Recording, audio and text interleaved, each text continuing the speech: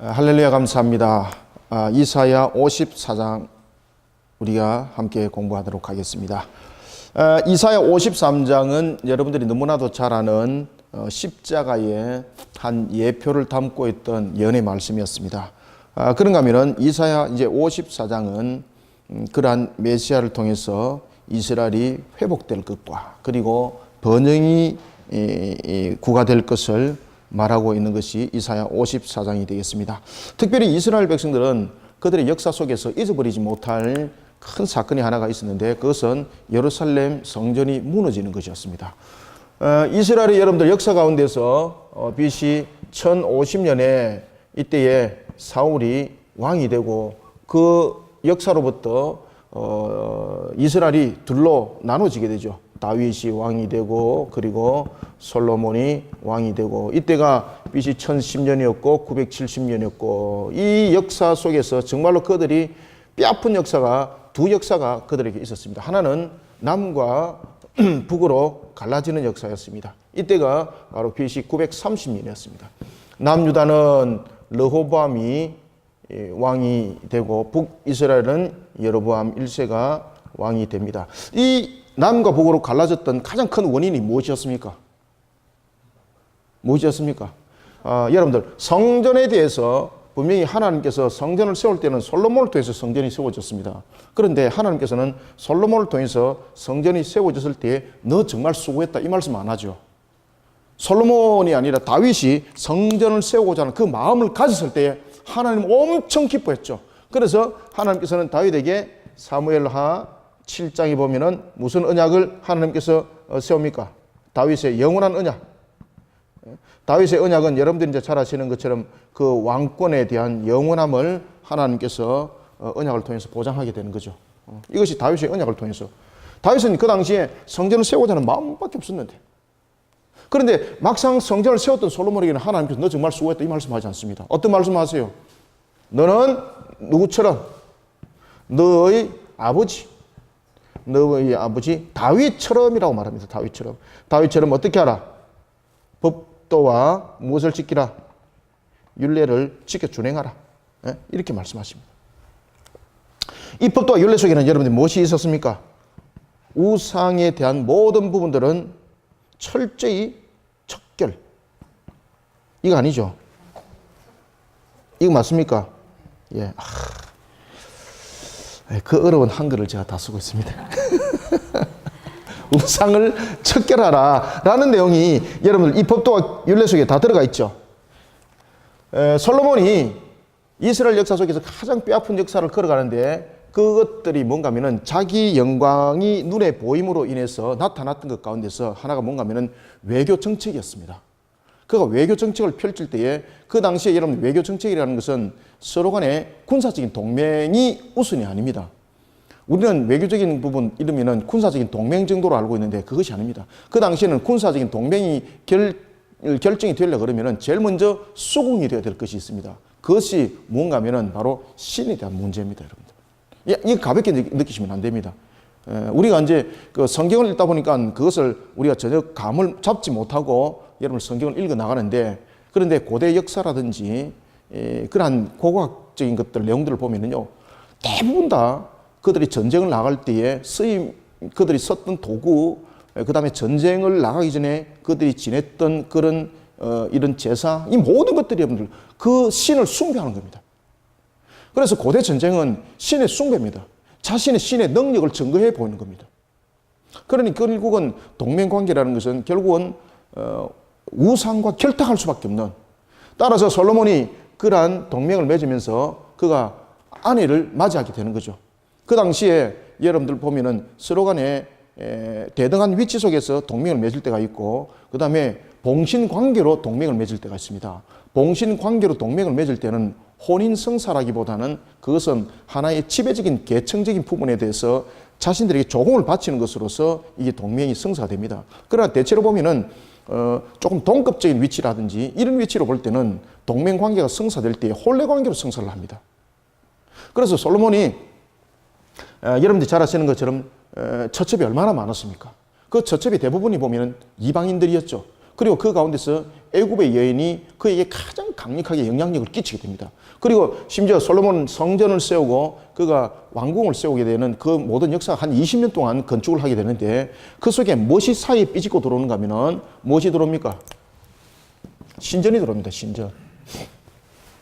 신전이 그 사이에 삐집고 들어옵니다. 왜 신전을 지었습니까? 왕후를 그가 맞이했는데 이 왕후에게 필요한 공간을 만들어주는 겁니다. 그런데 그 당시에 그 왕후가 가지고 있는 그 모습이 뭔가 하면 바로 우상 숭배자의 말 그대로 지금으로 말하면 선교사. 그죠? 바로 우상 숭배의 앞잡이, 선지자였습니다. 그런 역할을 하고 있었습니다. 그러면서 그 여인이 들고 왔던 그 신을 솔로몬 성전 옆에다가 그들이 신전을 세우고 섬게 되는데 그곳에 솔로몬이 빠져들어가게 되는 겁니다.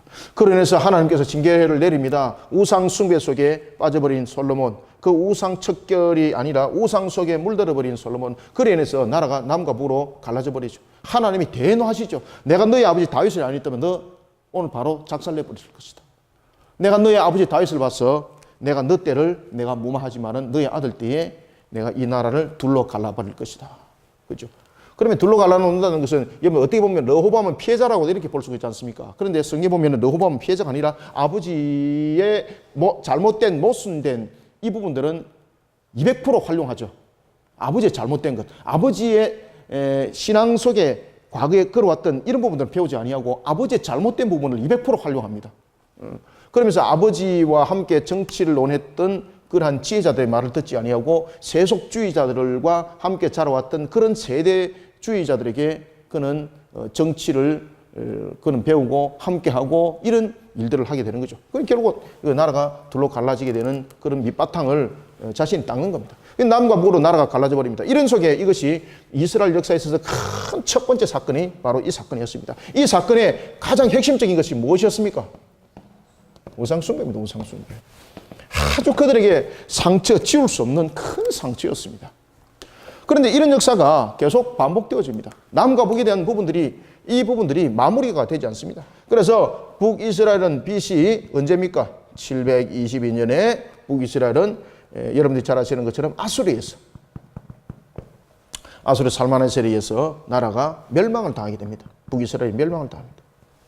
그런가 하면은 남유다는 이때 멸망당할 때에 이 관계점적인 측면에서 남유다를 다스렸던 왕이 여러분 잘 아시는 것처럼 히스기야가 이런 장면들을 다 목격을 하는 겁니다. 그리고 이 시대에 누가 있었습니까? 이사야가 선지자로 활동을 다 하고 있었습니다. 그럼에도 불구하고 이들은 살아왔던 그 역사 속에서 이런 부분들을 되짚어보고 회개하고 바로 세워 나가지 못하고 그들은 세속주의 속에 물들어서 나라가 결국은 예루살렘 성이 무너짐을 당하게 되는데 그때가 바로 BC 586년이었습니다. 그렇죠? BC 586년에 무엇이 무너집니까? 예루살렘 성전이 무너짐을 당합니다. 이때에 이스라엘의 마지막 왕이 누구였습니까? 시드기야는 여러분들 비참하게 끌려갑니다. 그죠? 비참하게. 도망가다가 붙잡힙니다. 그 당시에 이 무너짐을 당했던 것은 바로 우리가 너무나도 잘 아는 이 바벨론의 느부갓네살에 의해서 멸망을 그들이 당하게 됩니다. 그리고 난 뒤에 그들은 바벨론의 포로 기간을 지내게 되는데 제일 먼저 그들이 바벨론의 3차에서 침공을 당하게 됩니다. 1차에 대한 침공은 BC 605년에 일어나게 되고 2차 침공은 BC 597년에 일어나게 되고 3차 침공이 멸망의 586년에 일어나게 되는데 BC 605년으로부터 그들은 바벨론의 70년의 포로를 그들은 생활을 하게 됩니다. 그리고 난 뒤에 이들의 성전 회복에 대한 부분들은 70년이 바벨론이 무너지고 난 뒤부터 70년이 지난 BC 언제죠? 516년에 BC 516년에 예루살렘 성전이 재건이 되는데 이때의 성전이 무슨 성전입니까? 그렇죠. 스룹바벨 성전이 재건이 됩니다. 그러니까 예루살렘 성전이 무너진 것으로부터 70년. 그들이 바벨론, 요거는 성전이 무너진 것으로부터입니다. 그 다음에 바벨론 포로로부터 몇 년? 70년. 이 두 역사, 그들이 잊어버릴 수 없는 역사. 이 무너짐은 어떤 사건 때문에 무너짐을 당했습니까? 무엇이었습니까? 우상숭배. 첫 번째에 그들에게 치울 수 없는 남과 북이 갈라졌던 역사. 그 다음에 나라가 완전히 멸망을 당해버린 이 역사. 모든 것의 중심이 무엇이 있는가 하면 우상숭배가 있습니다. 우상숭배. 우상숭배. 불의하고, 그죠? 불의하고, 부정하고, 타락하고, 우상숭배 속에 그들이 빠졌던 것을 우리가 볼 수가 있습니다. 이런 이스라엘이 오늘 이사야가 어디를 예언하는가 하면은 이 당시에 그들이 다시 회복될 것에 관해서 이야기를 합니다. 두 가지 회복을 말하고 있습니다. 하나는 성전에 관한 회복과 그리고 이스라엘이 포로 가운데서 돌아올 것에 관한 회복을 말하고 있습니다. 그러면서 하나님께서 이사야 이제 55장 연속해서 그 내용들이 이어집니다. 따라서 이사야 54장은 포로로부터 회복과 번영을 말한다면은 55장은 뒤에 이어서 이제 말씀드리겠는데 영적 각성에 관한 내용들을 다루고 있는 것을 볼 수 있겠습니다. 따라서 오늘 우리는 이사야 54장을 통해서 무엇을 우리는 보게 될까? 바로 이스라엘의 회복과 번영. 이스라엘의 회복과 번영. 어디로부터? 포로로부터 회복입니다. 포로로부터. 언제? 바로 그들이 1차, 2차, 이것이 2차죠. 그죠? 2차 포로로부터 그리고 그들이 3차, 이것이 3차죠. 3차 포로로부터 그들이 끌려갔던 그때로부터 70년 뒤에 회복될 것에 대해서 회복에 대해서 약속을 하게 됩니다. 그리고 이 회복은 이미 여러분들이 이제 잘 아시는 것처럼 이사야 이후에 이 회복에 대해서 또 한 사람이 예언을 하게 되는 거죠. 누가 예언을 하게 됩니까? 예레미야가 이 내용을 반복적으로 다시 한 번 더 예언을 하게 됩니다. 오늘 이사야를 통해서 하나님께서 포로될 것과 그리고 귀환이 될 것에 대해서 회복의 약속을 했다면 예레미야를 통해서 다시 한 번 더 그들에게 예언을 해 나가는 것을 우리가 볼 수가 있겠습니다. 그래서 이스라엘은 여러분들이 이제 잘 아시는 것처럼 세 차례에 거쳐서 포로의 귀환 역사가 있는 것을 볼 수가 있습니다. 이게 밑에 다 보입니까? 예. 1차 포로 귀환 때는 여러분들이 이제 잘 아시는 것처럼 포로 귀환자의 지도자가 누구였습니까? 스룹바벨이었고, 이거는 글자 끝까지 다 보이죠? 예. 그 다음에 2차 포로 때는 지도자가 누구였습니까? 에스라였고, 3차 포로 때는 느헤미야가 포로 귀환의 지도자가 되어서 돌아오게 되는 것을 우리가 볼 수가 있습니다. 그래서 이제 우리가 1차 포로 때는 누가 여기에서 작용을 합니까? 고레스라는 왕을 하나님께서 사용을 하시죠. 그리고 또한 2차와 3차 속에서는 하나님께서 누구를 사용합니까? 아닥사스다를 사용하죠. 그죠? 그 당시에 페르시아 제5대 왕이었던 아닥사스다를 이용을 하게 되는 겁니다. 뿐만 아니라 역사 속에서도 보면은 BC 537년에 그들이 돌아올 때에 이때가 역사적으로 말하면은 BC 537년 또는 BC 537년에 그들이 고레스 칭이 발동이 되어서 그들이 예루살렘에 BC 536년에 돌아오게 되는 거죠. 그리고 우리가 이제 잘 아시는 2차 포로 때는 BC 487년이고 그리고 3차 때는 BC 444년에 이와 같이 포로 귀환의 역사들이 일어나는 것을 우리가 볼 수가 있습니다. 자, 이런 속에 오늘은 우리가 이스라엘의 회복, 바로 포로 상태로부터 회복을 말하는 하나님의 은혜에 대한 내용들을, 하나님의 영원한 자비에 대한 내용들을 우리가 보도록 하겠습니다. 그래서 제54장은 무엇을 말한다고요? 제54장. 그렇죠. 이스라엘의 회복. 어디로부터? 포로된 자로부터 회복과 그리고 번영이다. 이 속에서 참 재밌는 단어가 있습니다. 포로된 자로부터 회복과 번영이라는 것은 포로된 자라는 것은 말 그대로 여러분들 나라를 잃어버려서 설 곳이 없는 자들이지 않습니까? 그들이 어떻게 여러분 번영을 찾을 수가 있겠습니까? 그러면은 이 속에서 우리에게 주시하고 있는 내용이 있습니다. 그것은 바로 우리에게 무엇을 말해주고 있는가 하면은 누가 회복을 일으키는가라는 것입니다. 누가 회복을 일으켜 주십니까? 그렇죠. 여기서 이제 하나님의 전적인 주권, 하나님의 주권과 그리고 이 속에 담겨진 하나님의 전적 은혜, 전적 은혜와 그 다음에 세 번째는 하나님의 언약의 신실성,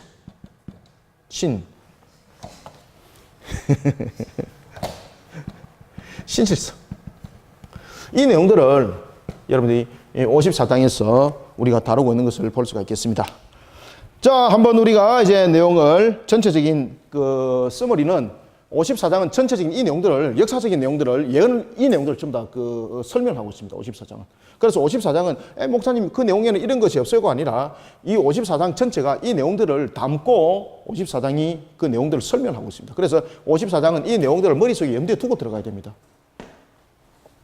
자, 이제 본문을 우리가 읽고 본문을 하나하나 이제 한번 보도록 하겠습니다. 자, 1절부터 우리가 3절까지 한 목소리로 읽어보겠습니다. 시작. 잉태하지 못하며 출산하지 못한 너는 노래할지어다. 산고를 겪지 못한 너는 외쳐 노래할지어다. 이는 홀로 된 여인의 자식이 남편 있는 자의 자식보다 많음이라. 여호와께서 말씀하셨느니라. 내 장막터를 넓히며 내 처소의 휘장을 아끼지 말고 널리 펴되 너의 줄을 길게 하며 너의 말뚝을 견고히 할지어다. 이는 네가 좌우로 퍼지며 내 자손은 열방을 얻으며 황폐한 성읍들을 사람 살 곳이 되게 할 것임이라. 아멘. 야, 여러분들 이 내용만 읽어봐도 무슨 뜻인가 아시겠죠? 지금 특히 1절에서 보면 잉태하지 못하며 출산하지 못한 너라는 것은 무엇을 말하고 있습니까? 여기서 잉태하지 못하고 출산하지 못하다는 것은 첫 번째는 말 그대로 저주입니다. 그렇죠? 여기서 잉태하지 못하고 출산하지 못하는 것은 여기서 어떤 의미를 담고 있겠습니까? 말 그대로 절망적 상황 속에 놓여 있는 자라고 말하고 있는 것입니다. 그런데 오늘 본문에 보면은 그런데 그가 오히려 하나님께서 무엇이라고 말씀하시는가 하면은 그가 복될 것이다 라고 이렇게 말합니다. 이것은 이스라엘이 포로 상태에 놓여 있어서 아무것도 이룰 수 없는, 여러분들 포로가 여러분들 보면은 여기서 보면은 잉태하지 못하여 출산하지 못한다는 것은 번영이 있을 수 없다는 것을 설명하고 있는 거죠. 그러면은 이 내용 속에서 잉태하지 못하고 출산하지 못하는 너라는 것은 무엇을 담고 있습니까? 이 바벨론 포로 유술 이것을 다루고 있는 겁니다. 이 내용들을. 그러니까 그들이 이 포로 속에 왜 그들이 포로 생활을 하게 되었습니까? 바로 하나님을 배반하고 우상 숭배 속에 빠져버린 그들에게 나타났던 것은 스스로 번영이 아니었습니다. 정말로 그들이 왜 여러분들 우상을 섬겼겠습니까? 그들이 하나님을 배반하리라 이렇게 작정하고 우상 숭배한 것 아니죠. 그들이 우상 숭배를 했던 가장 첫 번째 이유가 무엇입니까? 가장 첫 번째 여러분들 이유가 그들의 생업이었습니다. 생업. 그 가나안의 우상들이 그리고 그들이 각 처체 곳곳에 우상을 세웠던 것들의 가장 여러분들 기본적이고 근본적인 것들이 뭔가 하면은 자신들의 생업과 관계되는 것들이었습니다.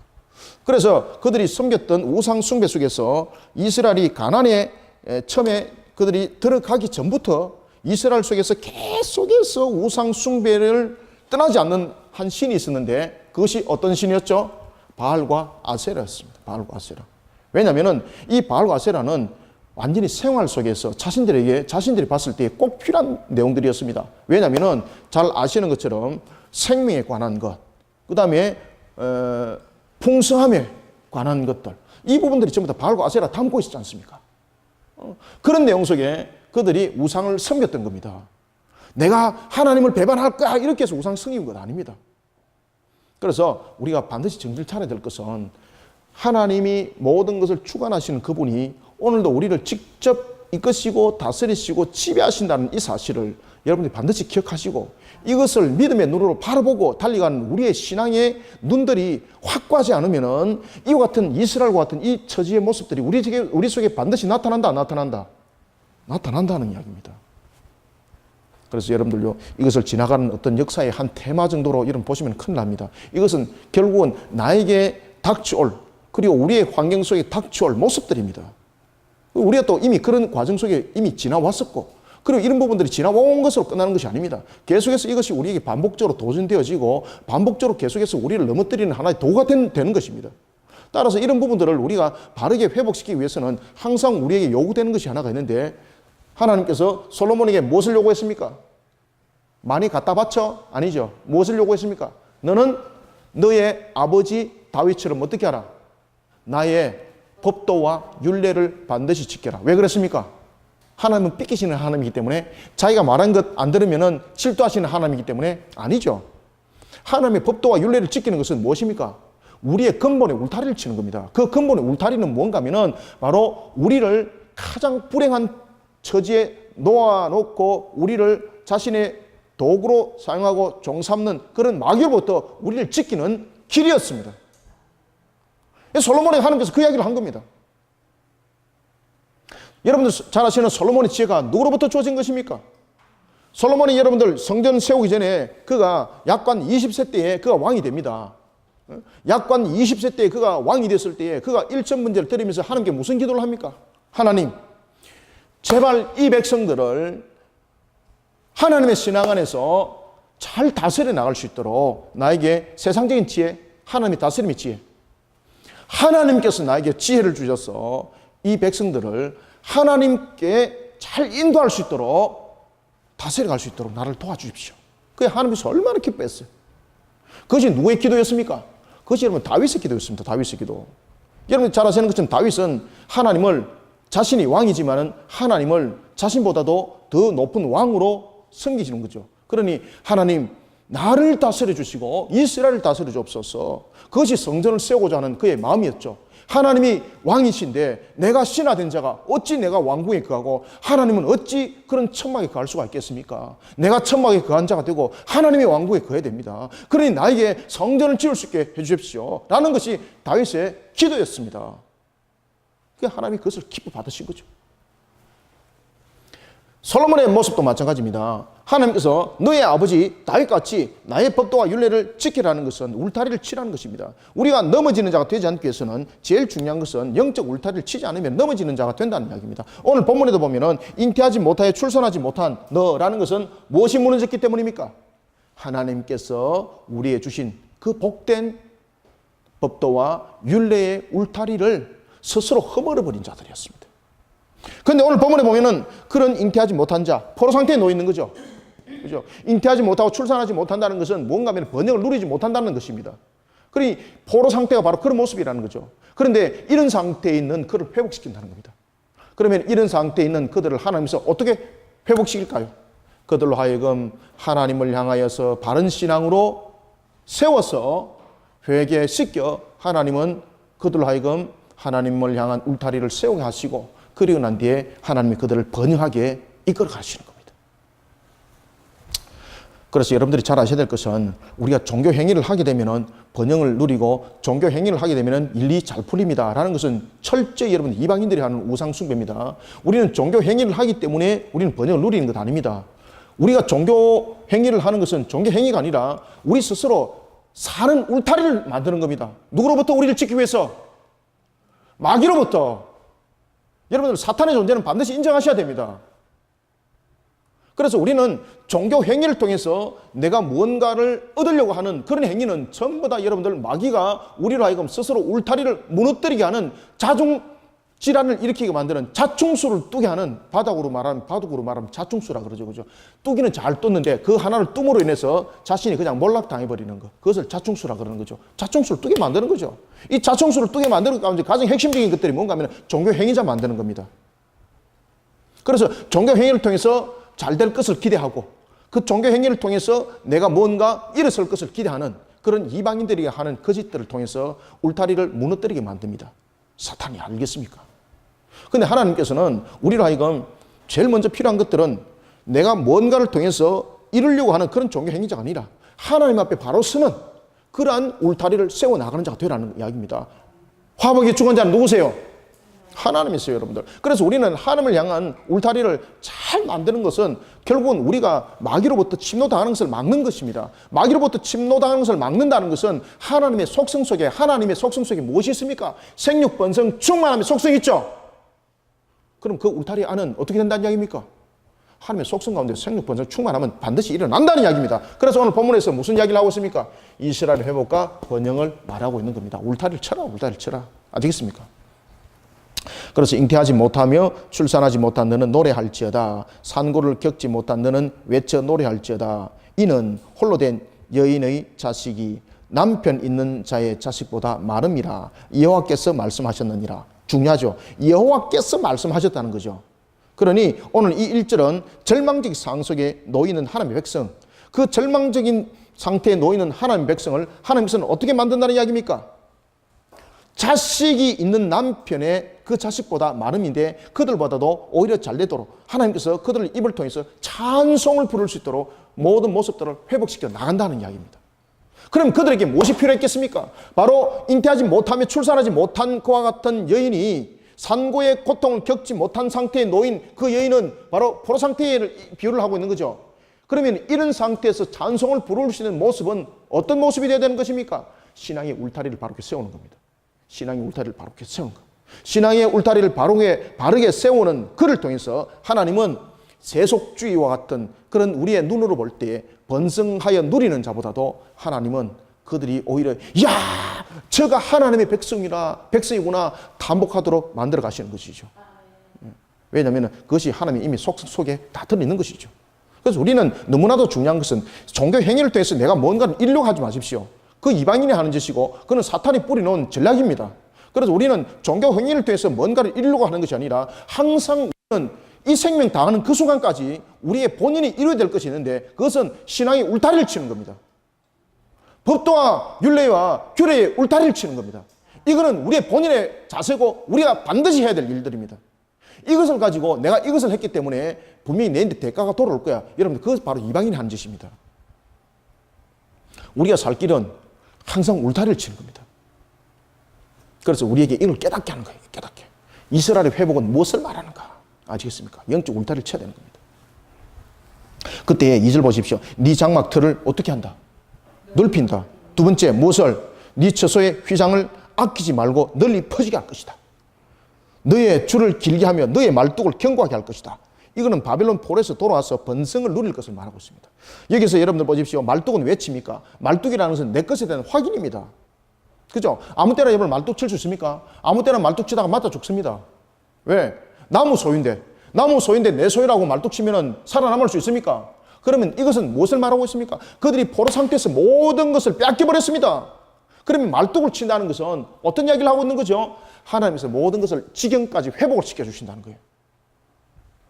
모든 지경들을 하나님께서 회복을 시켜준다. 지경들을.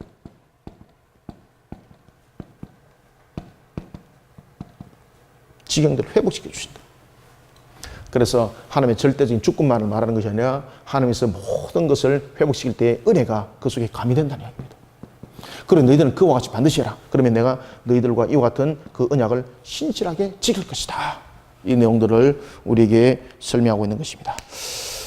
그래서 3절도 보십시오. 이는 네가 좌우로 퍼지며 네 자손은 열방을 얻으며 황폐한 성읍들을 사람 살 곳이 되게 할 것이며. 맞죠? 그래서 우리는 다시 한번 강조해드립니다. 어떤 관계 속에서도 우리는 종교 행위를 통해서 내가 뭔가를 얻고 번영을 누리고 이거는 여러분 전부 다 우상숭배자들입니다.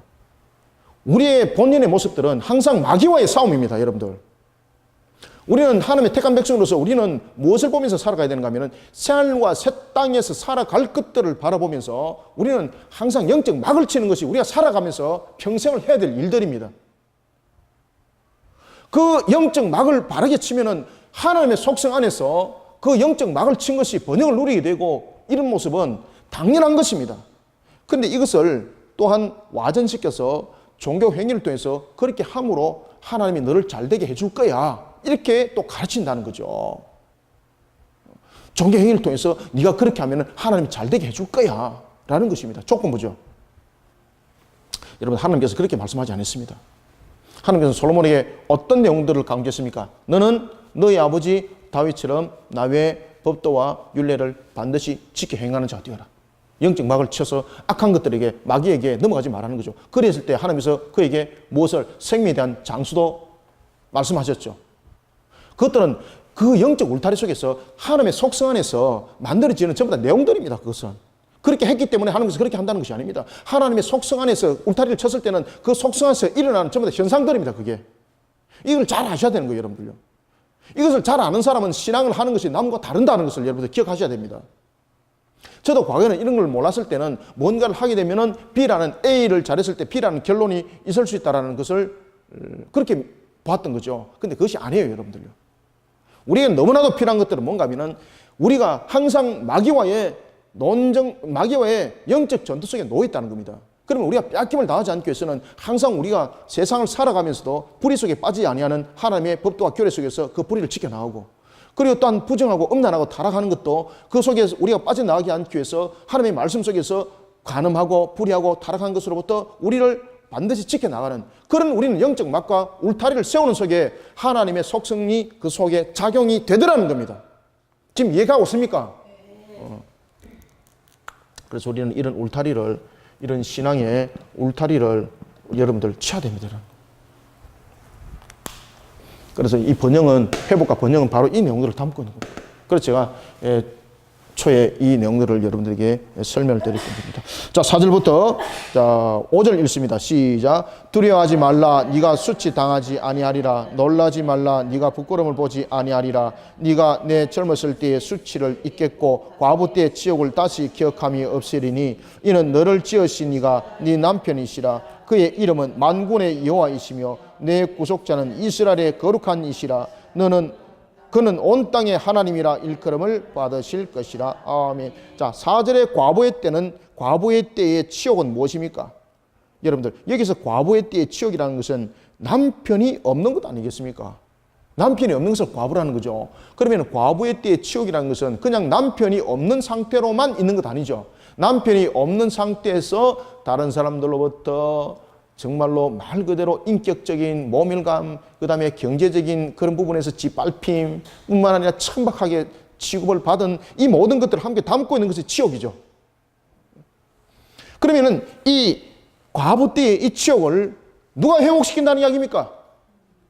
누가 남편이 되어줘서 이 여자를 재혼시켰어요? 아니요. 하나님이 남편 되어주신다는 거예요. 하나님이 남편 되어주셔서 말 그대로 그들이 하나님께서 남편 되어준다는 것은 어떤 뜻입니까? 자, 여러분들, 하나님이 남편 되어주신다. 이것은 무슨 뜻이죠? 이거 중요한 겁니다. 하나님께서 남편 되어주심이라는 것은 뭔가 하면은 그가 우상 숭배를 버리는 겁니다. 그죠? 하나님이 남편이 되어주신다는 것은 우상 숭배를 버리는 것입니다. 그래서 이 내용들을 제가 이야기를 했던 겁니다. 하나님이 남편이 되어주신다는 것은 그들이 우상 숭배로부터 떠나는 거죠. 그래서 회개하고 돌이킴 받은 하나님의 백성이죠. 하나님이 남편 되어주신다. 이해가시죠? 그래서 5절에 보면은 이는 너를 지으신 이가 네 남편이시라 라는 것은 그냥 여러분들 70년이라는 기간이 지났기 때문에 하나님께서 그를 회복시키고 이 내용이 아닙니다, 지금. 따라서 신앙의 울타리라는 것은 그만큼 중요한 겁니다, 여러분들. 그러면서 네 남편이라 그러면서 만군의 여호와, 만군이라는 것은 모든 지경들을, 모든 대적들을 물리쳐 주시는 천군천사를 거느리시는 하나님. 그 다음에 네 구속자. 그 다음에 이스라엘의 거룩하시니 그는 온 땅의 하나님이라. 일컬음을 받는 그가 너의 남편이 된다는 것은 무엇을 말하고 있습니까? 모든 것에 대해서 번영을 말하고 있는 거예요. 번영. 거기다 딱 찍어 놓으세요. 하나님이 남편이 되어진다는 것은 무엇을 말하고 있다? 그렇죠. 번영을 말하고 있습니다. 번영. 그러면 하나님이 남편이 되는 조건이 있죠. 하나님이 남편이 된다는 것은 무엇이 조건입니까? 그렇죠. 우상 숭배를 버린 자입니다. 우상 숭배. 우상 숭배를 버리지 아니한 자 하나님 남편 안 됩니다. 70년의 포로 가운데 있다가 그냥 70년이 됐기 때문에 하나님이 남편 되어주는 것 아닙니다. 70년의 포로 기간을 통해서 그들이 깨닫고 알고 회개하면서 우상 숭배를 버릴 때에 하나님이 남편이 되어주시는 거예요. 그런데 그 하나님이 남편 되어주시는 하나님은 어떤 분이었는가 하면 만군의 여호와였고 구속자였고 이스라엘의 거룩하신 이였고 온 땅의 하나님이었다는 거죠. 그러면 그 남편 되어주는 자가 그 아내의 하나님이 그 아내의 남편이 되어주면은 그 아내 된 자는 무엇을 누리게 됩니까? 그가 가지고 있는 모든 것을 함께 누리게 되는 거죠. 그래서 번영인 겁니다. 번영. 자, 7절, 8절 두 절 또 읽습니다. 시작. 내가 잠시 너를 버렸으나 큰 긍휼로 너를 모을 것이요. 자, 스톱. 여기 7절에서 내가 잠시 너를 버렸으나 큰 긍휼로 너를 모을 것이요 라는 것은 언약의 신실성을 말하고 있습니다. 하나님께서 아브라함과 어떤 언약을 맺었습니까? 그래서 이 언약의 신실성에는 항상 여러분 누가 대비되어야 되는가 하면 아브라함이 떠나지 말아야 됩니다. 이스라엘과의 언약 부분에 대해서 항상 여러분들 떠나지 말아야 될 것이 아브라함에 대한 언약이 그 기초가 되는 거죠. 언약의 신실성. 자, 7절 8절 따지 읽습니다. 시작. 내가 잠시 너를 버렸으나 큰 긍휼로 너를 모을 것이요 내가 넘치는 진노로 내 얼굴을 네게서 잠시 가렸으나 영원한 자비로 너를 공유히 여기리라. 네 구속자 여호와께서 말씀하셨느니라. 아멘. 자, 제가 이제 질문합니다. 여러분들, 하나님께서 이렇게 말씀하십니다. 7절. 내가 잠시 너를 버렸으나. 왜 버렸습니까? 그렇죠. 우상숭배. 딱 나와야 되죠. 우상숭배 버렸으나 큰 긍휼로 너를 모은다. 여기서 긍휼이라는 것은 그가 당한 고통을 불쌍히 여기서가 아니죠. 여기서 큰 긍휼은 어떻게 일어납니까? 어떻게 일어나죠? 회개. 다른 것들로 일어나지 않습니다. 왜냐하면 하나님이 남편이 되어주셔야 되지 않습니까? 하나님이 남편이 되어주셔서 그 긍휼을 베품인데 우상숭배에 여전히 찌들어 있는 그가 어떻게 하나님이 남편이 되어주겠습니까? 그러면 긍휼이라는 것은 성립이 되지 않습니다. 이해가시겠죠? 자, 그 다음에 이제 8절에도 보면은 내가 넘치는 진노로. 자, 넘치는 진노와 완전히 반대되는 것은 무엇이에요? 오늘 본문 속에 하반절에 보십시오. 중반절에 보십시오. 영원한 자비와 넘치는 진노는 서로 상반되는 거죠. 내가 넘치는 진노로 내 얼굴을 잠시 가렸다. 왜 하나님께서는 그러면 넘치는 진노를 쏟아부었을까요? 넘치는 진노.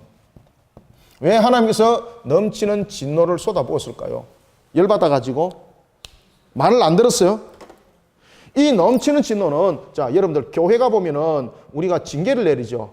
교회가 징계를 내릴 때 징계를 내리는 것은 그를 쫓아보내기 위한 징계입니까? 안 그러면 그를 회개시키기 위한 징계입니까? 그렇죠. 그래서 여기서 말하는 넘치는 진노라는 것은 그들을 바르게 세우기 위한 또 다른 하나님의 사실은 은혜였습니다. 그래서 오늘 본문에 보면은 내가 넘치는 진노로 내 얼굴을 잠시 가렸다는 거죠. 잠시 가렸다는 것은 그때 그냥 그를 잊어버렸다는 것이 아니라 그 가렸다는 것은 그를 회복시키기 위한 한 과정입니다. 이게 회복시키기 위한 과정. 그래서 내가 잠시 얼굴을 가렸다는 것은 무엇을 말한다? 회복시키기 위한 과정. 회복시키기 위해서 꼭 필요한 과정이었습니다. 과정.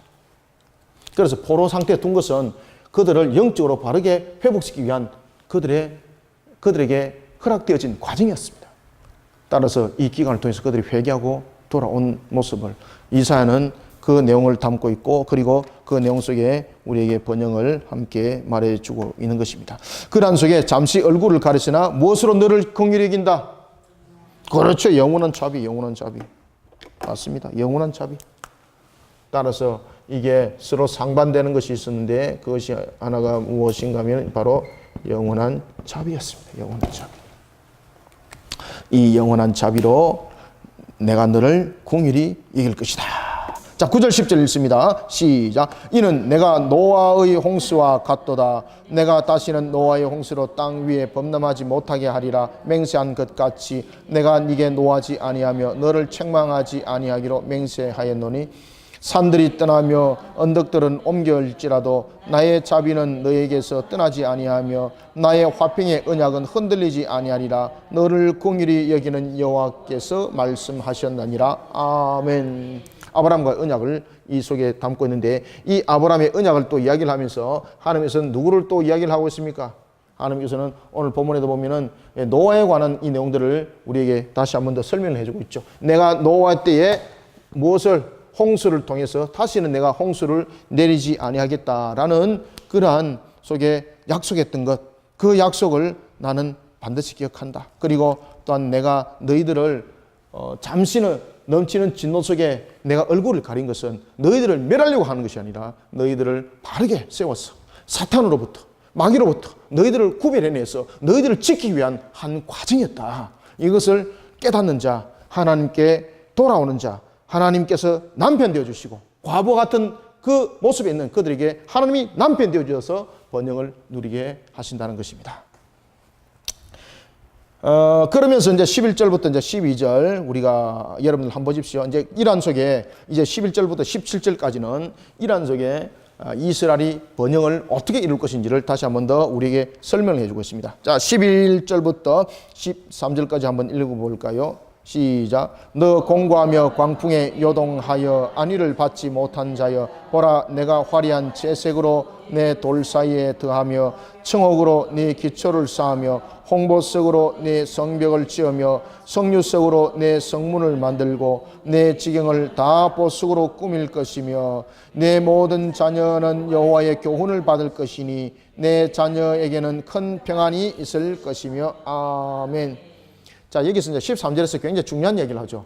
어떤 이야기를 하는가 하면 네 모든 자녀는 여호와의 교훈을 받을 것이니라고 말하고 있습니다. 여기서 여러분들 여호와의 교훈을 받는다는 것은 무엇입니까? 영적으로 말 그대로 이스라엘 백성들이 보석처럼 빛나기 위해서는, 그리고 고결한 아름다운 삶들을 살아가기 위해서는 정말로 필요한 것이 있는데, 그것은 뭔가 하면은 여호와의 말씀대로 살아가는 거라는 겁니다. 그런 울타리를 쳐나가기 위해서 우리에게는 무엇이 필요합니까? 여호와의 교훈의 가르침이 필요하다는 겁니다. 11절 보십시오. 너 공고하며 광풍에 요동하여 라고 말합니다. 공고하다는 것은 무엇입니까? 참으로 내가 해결할 수 있는 능력이 있으면 공고하다 말하지 않습니다. 어떤 상황이 부딪혔는데 내가 해결할 수 없습니다. 능력도 없습니다. 완전히 무너져 버렸습니다. 내가 어떤 것들로도 회복되어 될 수 없는 그런 모습을 우리는 공고한 모습이라고 말하는 것입니다. 그런 그에게 무엇을 입힙니까?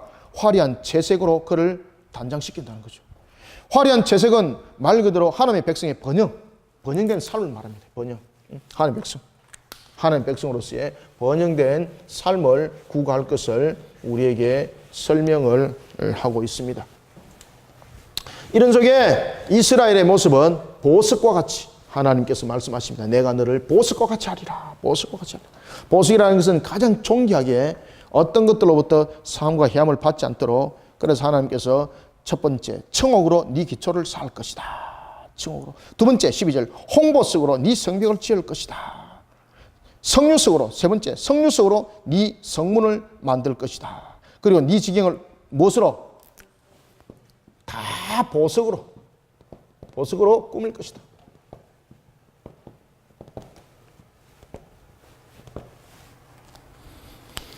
보석으로 꾸민다는 것은 여러분들 말 그대로 고귀함과 아름다운 삶, 그죠? 그들이 왜 보석이 되었습니까? 여기서 보석이 된 가장 큰 이유는 고귀한 삶이, 그리고 우리가 아름다운 영적 삶, 이 삶들이 이루어졌을 때 여러분들 보석과 같이 하나님께서 그 모습들을, 모든 것을 만들어 간다는 이야기입니다. 그러한 상태 가운데서 다 보석과 같이 되게 했다는 것은 하나님의 영광이 다 보석으로 꾸밀 것이라는 것은, 하나님의 영광이 세상 가운데서, 오늘 본문에도 그 이야기를 하고 있습니다. 하나님의 그 영광이 세상 가운데 널리 증거되어질 것. 하나님의 영광이 세상 가운데 어떻게 한다는 겁니까? 널리 증거되어지게 하겠다는 겁니다. 널리 증거되어지게 한다.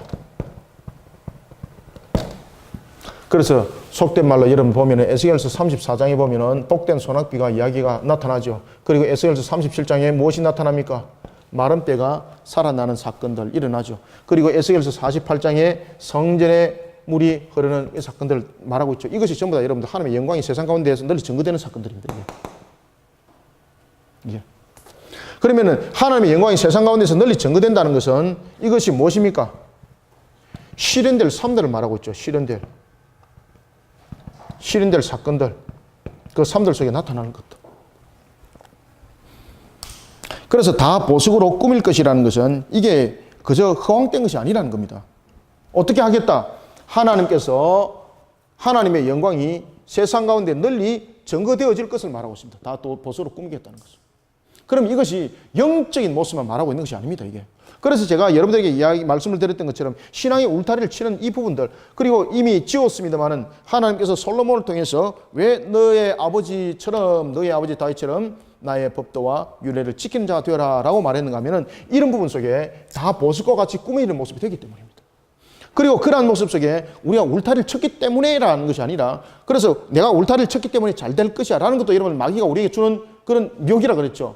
우리에게는 정작 일어나야 될 것은 뭔가 하면은 우리가 그렇게 울타리를 침으로써 내가 잘 될 것이야 라는 그런 기대감으로 여러분 울타리 치는 것은 그조차가 바로 우상 숭배 요소를 담고 있습니다. 그러니 우리에게는 너무나도 중요하고 필요한 것들은 뭔가 하면은 우리는 일평생 이 땅에 살아가면서 해야 될 일이 딱 한 가지가 있습니다. 그것은 뭔가 하면은 하나님의 법도와 규례 속에서 우리의 삶들을 울타리를 치는 겁니다. 마귀로부터 우리는 항상 싸워야 합니다. 그런 모습들을 우리는 잊어버리게 만들고 있고, 그런 속에 우리는 마귀의 존재는 사라져버리고 항상 잘 되는 것 속에 뭔가를 해서 잘 되는 것, 이거를 자꾸 신앙 속에서 가르치고 있습니다. 큰일 날 일이죠, 이거. 얼마나 여러분 이 잘못된 신앙을 가르치는지 모릅니다, 이 교회들이. 그렇게 해서는 안 됩니다, 여러분들, 교회들이. 우리가 가르쳐야 될 것은 영적 전투 속에 일어나는 상황들. 그래 여러분들 이단들한테 팡팡 넘어가죠. 바보 같은 어리석은 소리 넘어가죠, 이단들한테. 말도 안 되는 소리, 그죠? 말도 안 되는 소리. 바보같이 멍청하게 있다. 그래 우리는 무엇을 하면은 잘 될 것이야. 물론 주님께서 우리에게 너가 믿음이 있으면은 이라고 말씀을 다 하셨습니다. 그것은 우리에게 하나의 그 모습 속에서 우리에게 가르쳐 줌인 겁니다. 그런데 우리는 그렇게 되려고 그렇게 신앙을 합니다. 그래 이게 얼마나 엉터리 신앙이냐고 이게. 우리는 본인의 모습 속에 나타나야 될 것은 항상 영적 전투를 치르는 상태에 놓여 있다는 것을 우리는 여러분 아셔야 됩니다. 그 속에 우리가 영적 전투를 치르면서 우리가 울타리를 쳤을 때에 울타리 안에는 항상 하나님의 속성이 살아 움직이게 되어 있다. 하나님의 속성이 살아서 움직인다는 것은 결국은 하나님의 속성이 우리에게 무엇을 가르쳐 주고 있었습니까? 창세기 속에서 이미 답을 주고 있었죠. 생육, 번성, 충만함에 대한 이 모습들이 그 속에 다 있는 겁니다, 여러분들. 그럼 우리는 평생을 지켜서 해야 될 것이 뭔가 하면 하나님께서 솔로몬을 향해서 하셨던 그 말씀을 기억하셔야 돼요, 여러분들. 그러니 오늘 본문에 보면은 우리는 여기서 읽으면은 무엇을 기억하는가 하면은 화려한 제세, 그 다음에 홍보사, 그 다음에 성유서 다 보석되는 거, 요것만 딱 지금 눈에 기억해요. 이것을 기억하지 마라 그러는 거죠.